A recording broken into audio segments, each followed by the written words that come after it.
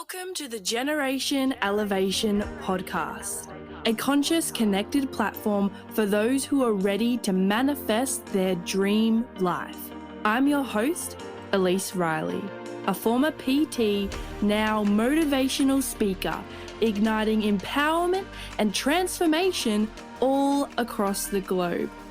Here at Generation Elevation, we are committed to bringing you the most inspiring guests who will share their stories, wisdom, and advice to help you progress closer to living a life of your own terms.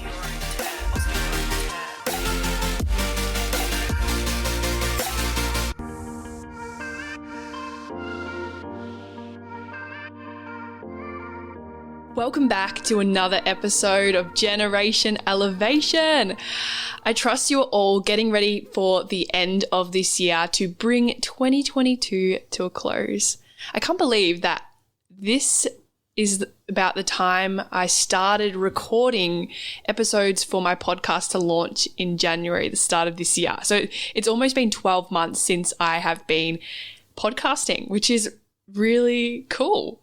And it was cool because the other day I woke up in the morning and I'd been tagged in a few stories that my podcast was number one for some people's Spotify Wrapped, which I was so stoked about. Like, what a way to wake up. It's a little bit surreal, actually. So I thought today's episode, what I could do is speak about change, especially because I know a few of you listening will be thinking about, okay, well, what are my goals for 2023? Like, how do I want to finish this year? And what momentum do I want to create for next year? So I thought it'd be really cool to speak about the subconscious mind and its relationship to change and how we can make sure we set some goals and follow through on them throughout next year. Now, I'm sure you're listening to this being like, oh, I know so many people that say they're going to do something for their New Year's resolution and then don't follow through on it. Like, I mean, I can hear you nodding listening to this right now. We all know someone that has said they're going to do something and then haven't followed through. And maybe they've gone all out for like the first week and then fell off the bandwagon.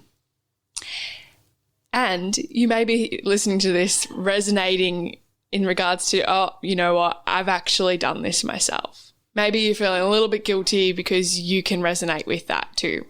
And don't worry, that's totally normal because we've all been there. We've all procrastinated or self-sabotaged in some way, shape or form. And today I wanted to do a podcast on why this is the case. Why do we say that we want to do something and then we don't follow through on it? Like, why do we say what we say and do what we do? So I thought, what better than to create a podcast on that today? So why do we do the things that we do and say the things that we say? This question literally started my career of mindset, to be honest. I started my business as a personal trainer and nutritionist, and I would attract two types of clients. The ones that would come to me, they would smash it out for a couple of weeks, get some amazing, incredible results, and then they would leave, do their own thing for a while, and then message me 6 months later and say, hey, Elise, I really would like to train with you again, because they hadn't actually sustained the results that we had created together. The second type of client that I would attract were the ones that would be paying me week by week and they'd be showing up, however, doing the bare minimum, whereby they would ask me for advice on how to get a certain result, however, never actually follow through on those things and tips that I'd give them behind the scenes. So I started asking the question, okay, like, why do people say that they want something and not actually do the things to go and do it? And why are people doing the things and then not being able to sustain it? So this sparked an entire rabbit hole and journey into literally what I do now, which is why I created this podcast. It's why I am so passionate about teaching people on how their brain works and how to create and cultivate awareness around their thinking so that they can create their own life the way they want it to, rather than letting their brain and subconscious programming and conditioning run the show. Because a fun fact for you, By the time you're 35, 95% of your behaviors are subconscious. Now, this is like a state of trance. Your subconscious mind is the thing that's active while you're thinking about doing something else. So for example, if you're driving and you are not actually concentrating on driving in itself, but you're actually concentrating on replying back to that message, or you're running late, or the person in front of you, you're actually concentrating consciously on something else rather than consciously concentrating on driving, because that behavior you've done so many times, it's now subconscious. Now, the subconscious mind will do absolutely anything in its power to avoid pain, anything that's painful, and it will do everything to go towards pleasure. Now, consciously, we can have a different perspective of what's pleasurable and what's not. However, subconsciously, your subconscious mind actually may have other things in mind. So, for example, like we might have a goal that consciously seems pleasurable, but to our subconscious mind, it might actually come across as painful to achieve that. And therefore, that is when we start to see self-sabotaging behaviors such as procrastination. Now, I'm going to explain this in a little bit more detail so that this makes a bit more sense. I really wanted to try that. I've got some newer podcast equipment and I thought, you know what, that'd be a really great time to talk about my program that I'm launching on the 12th of December called Emerge. Now, this is something that I have been channeling in through my meditations for an extremely long time, and it is now finally ready. Like I heard that call of inspiration to finally go and tell people about this. So what it is, it's 3 calls with me in a group container. So for example, you'll be jumping on Zoom and they will be live. So the Monday, Wednesday and Friday from the 12th of December, you'll have access to my Facebook group whereby you can re-watch and catch up on the replays as well. And they will be at 7 p.m. Brisbane time. Now, each call will be based around mindset, training and nutrition, and also spirituality. So there'll be a bit of breath work, there'll be some hypnosis meditation, all to help you cultivate that momentum into the start of 2023. Now, it's a mind, body, soul experience whereby you'll elevate your frequency, not just on a physical level, but also mentally and spiritually as well, like I said. And I'm really excited. The people that are in so far are amazing and have been past clients of mine. And I really believe coming together to cultivate a community is where we can rise. Like, the reason why I created Emerge is for those people who are sick of living the same day every single day, who know that they're capable of more, who literally know that they can do whatever they set their mind to. It's just those limiting beliefs and those subconscious behaviors that are getting in the way. So if this is you, if you're feeling a bit lost, a bit stuck, a bit like, a bit bored and uninspired, honestly, if you want to head over to my Instagram, check the link in my bio so you can sign up to Emerge. It's 222 Australian dollars. And honestly, like, you'll have access to many other resources and goodies inside that group. So if you feel called, you'll know if it's for you, you'll know. You'll feel it in your body. If this is for you, head over to my Instagram, click the link and make sure you jump on that, as it will be the last offering that I give out for 2022. So you're probably wondering, how can my goals that I want to achieve be painful? I don't get it, Elise. And so I'd love to explain to you how this is the case and how the subconscious mind works.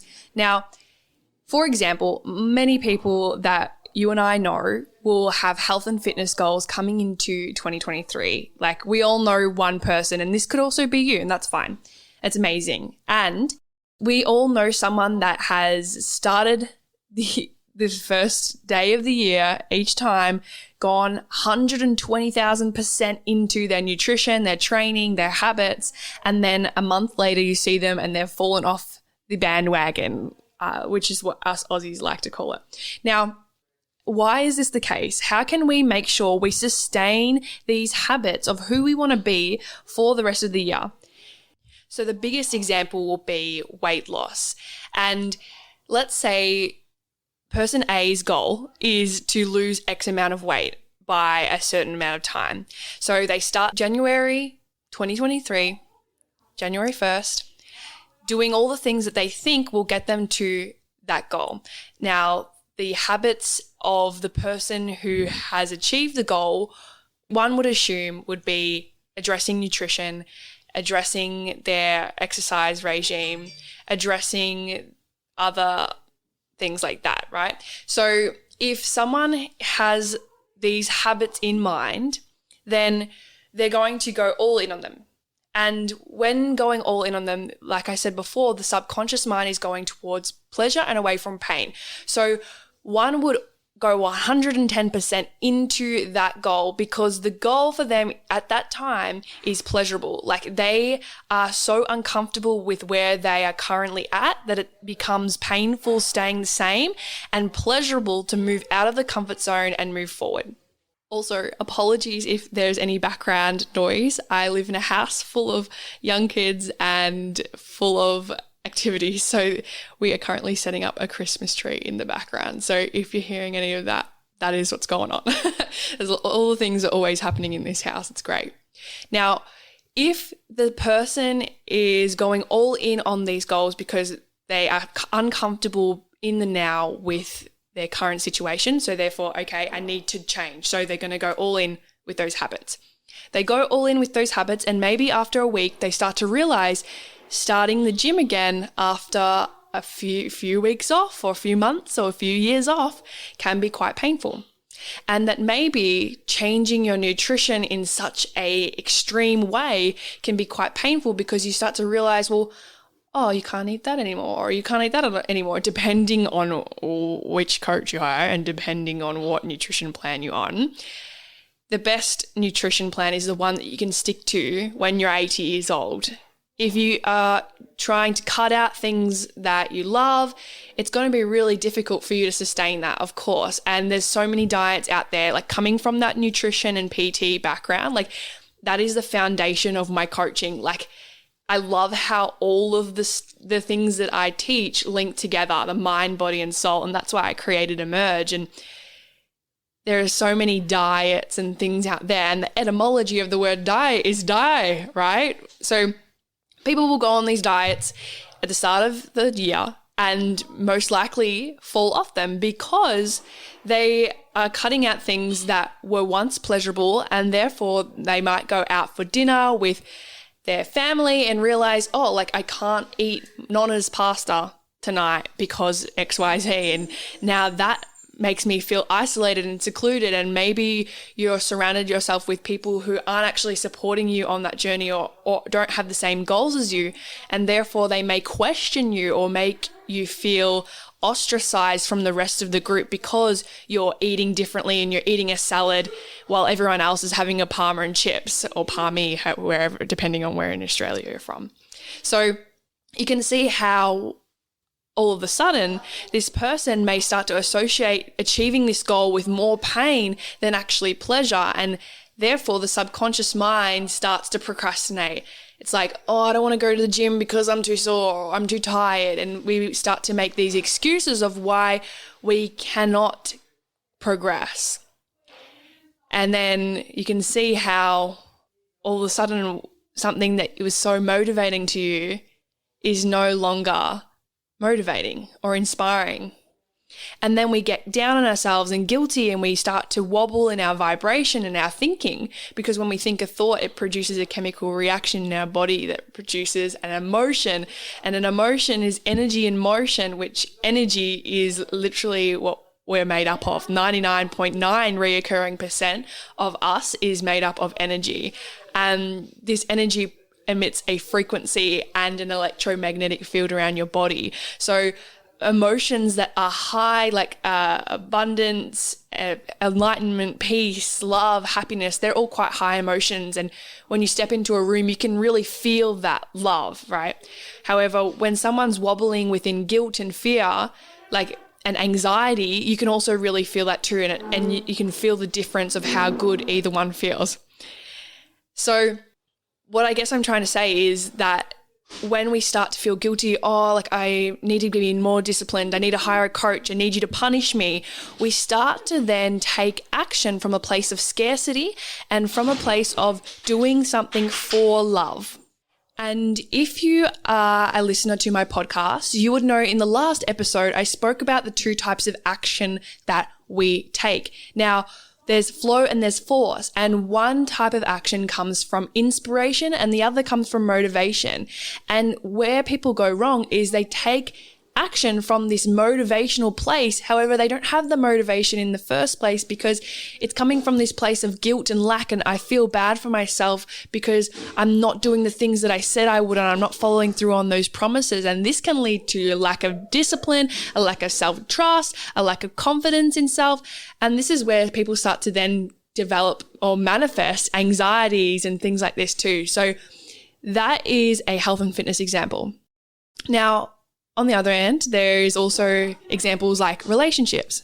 So maybe in 2023, your goal is to get into a relationship or find that person or put yourself out there a bit more. And if you are someone that hasn't been in a relationship before, it probably might be a little bit easier because you haven't got things from your past whereby your subconscious mind has held on to these highly emotional situations and sometimes trauma and is then projecting that onto your future. So you might be more likely to put yourself out on dating apps or go ask a stranger for their number, things like this. However, if you have experienced some sort of hurt in the past, the subconscious mind will store that for later and then start to associate relationships with pain. And our human nature is our reticular activating system in our brain will search our experience to prove our bias. We're humans. We hate being wrong. We love to be right. And so if you've experienced hurt in the past in regards to relationships, your brain will search your experience to prove why this is the case, why relationships are painful. And this could be, for example, the music you listen to, the movies you watch, a story you heard about your friend getting hurt by this person, and then all of these experiences then prove to you why your belief is correct instead of having the opposite belief, oh, relationships are actually quite beautiful, and then your brain searching your experience to prove your belief right. So you can see how beliefs are very consequential. They can be positive or negative depending on the beliefs that you have. So it's really important you have beliefs that serve you. And that is why I love what I do, because I help people create and cultivate their beliefs around what they actually want to achieve and who they actually want to be. Because our beliefs over time, especially in the imprint period of 0 to 7 years old, that's when most of our beliefs are created. So if you've experienced like trauma or difficult hardships throughout that time, you can see how we can easily develop beliefs in that period where that might not actually serve us and who we want to be. So this can apply to career goals and many, many facets of life, where if you set something for yourself and you start to see procrastination or self-sabotage behaviors start to come up, you might want to think about why your subconscious mind is running away from that thing that you consciously want to do, because there may be some level of pain subconsciously attached to the thing that you want. Hopefully that made sense. And if you're a little bit like, oh, that's a lot of information, feel free to reach out to me on Instagram and have a chat about where you're at and your current situation. I love talking to people in the DMs. It's honestly, this is why I do what I do, is just to help people like create their life. Oh, geez, the Christmas trees happening downstairs, and I definitely am like a little bit concerned, but that's okay. We'll let them do it and then I'll help out later. So apologies about the loud crashing and banging. So if you're like, oh, I need some help with this, please feel free to message me on Instagram DMs. Like, I'm very active in there and I love doing what I do, because how cool is it when you start to change your beliefs, the world around you starts to change. because you will start to prove your bias by seeking things that serve you. So when you change your beliefs, you have the positive consequences of them, and you start to seek for opportunity. You start to receive opportunity, and the abundance and happiness and love and all the positive high frequency emotions that follow when you do change your beliefs are amazing. Because I've been there. I know what it's like when you are limiting yourself through your beliefs and through fear. Oh, maybe I'm not ready yet. Maybe I'm too young. Maybe I'm too old. Maybe I can't do it yet. Maybe I don't know enough. Like, all of these things are just limiting beliefs holding you back and keeping you the same. Imagine we have this conversation a year from now and you still haven't changed. Like, how will that impact you and your life? How do you feel about that, knowing that if you do not make a change right now, how would you feel knowing that you're in the same position a year from now? It doesn't feel great, does it? So you're probably wondering, okay, Elise, well, how do I change? How do I switch this? How do I change my beliefs? Cool. The first thing is to get really clear on your goals. Like, why are your goals your goals? Are they yours or are they someone else's? Are your goals your goals, or are they your goals based on what society and conditioning has told you that your goal should be? Secondly, how can you make your goal so pleasurable that when you achieve it, it's amazing and you're like, yes, this is so good? And how can you make staying the same so painful that you have no choice but to move? You need to make a list of why you must move and why you must change. Get really clear on why is painful staying the same, and why it's painful procrastinating and self-sabotaging, why that impacts your life negatively. So then you can become consciously aware of the pain attached to staying the same. So therefore your subconscious will know, okay, well, clearly if I move, it's going to be a lot less painful than staying where I am right now. So it will help you build that momentum towards that thing that you want.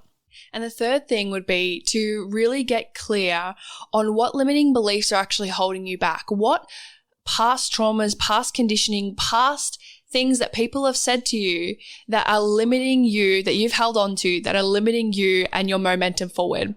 When you start to build awareness around those things, literally the momentum, that forward step, once you after you've cleared those things holding you back, that forward step that you then take feels so easy, so effortless, and it will be so incredibly easy to sustain. That is why people that start to take action on their goals, their aspirations from a place of inspiration rather than motivation, usually find that the path is a lot less rocky.